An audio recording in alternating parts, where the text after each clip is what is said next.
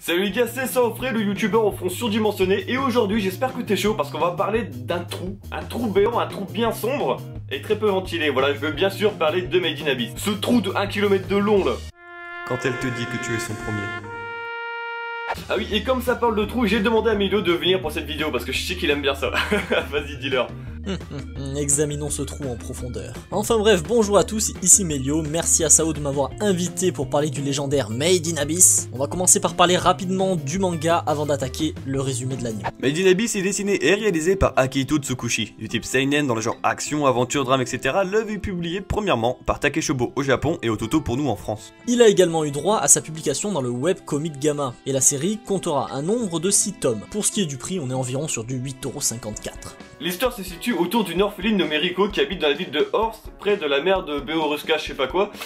Et en fait, il se trouve que là-bas, il y a une abysse, un putain de trou, qui a été découvert il y a déjà plus de 1900 ans. Depuis la découverte de cet abysse, nombreux sont les personnes venues s'aventurer dans ce gouffre pour en ressortir des reliques ou des objets de valeur. Seulement, dans cet abysse, il y a 7 paliers, tous de plus en plus dangereux, mais surtout avec des effets plus ou moins graves pour l'organisme selon le niveau où tu te situes. Par exemple, le palier 1 te donne de légers vertiges et des nausées, rien de bien folichon. Mais le palier 6, mon gars, il te fait perdre ton humanité. Ou encore, c'est la mort assurée si tu arrives jusqu'au palier 7. Et de ce fait, chaque personne est classée selon la couleur de leur sifflet. Les débutants ont un sifflet rouge par exemple, et les experts ont un sifflet blanc. Après il y a d'autres couleurs entre deux mais on s'en bat les couilles quoi. Et pour en revenir à notre petite Rico, elle en fait va s'aventurer tout au fond de l'abysse alors qu'elle n'est que sifflet rouge tu vois, pour y retrouver sa mère qui apparemment est restée coincée là tout au fond de l'abysse. Elle sera aussi accompagnée d'une personne moitié homme moitié robot qu'ils ont trouvé au tout début.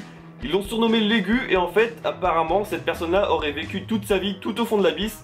Mais il a perdu la mémoire, du coup il est un peu inutile quoi. Du fait que le manga a été publié en France bien après l'animé, bah ça m'a poussé à comparer certaines scènes du manga à l'animé et honnêtement le manga est très fidèle. Ce qu'il faut savoir surtout c'est que le premier tome du manga regroupe les 3 premiers épisodes de l'animé. Et c'est vraiment à la fin de ce premier tome, donc à la fin des 3 épisodes de l'animé, que commence vraiment l'œuvre. Et en plus de ça, le manga devient de plus en plus sombre au fur et à mesure. Là je te le dis, cette œuvre elle est bourrée de surprises. D'après moi le manga met pas trop de temps à se mettre en route, je veux dire tout est bien retranscrit, t'apprends beaucoup de choses sans que ce soit forcément du bourrage de crâne. Les expressions des personnages, les décors, tout ça sont vraiment bien retranscrits, donc honnêtement je pense que Made in Abyss c'est une super œuvre, en manga comme en animé.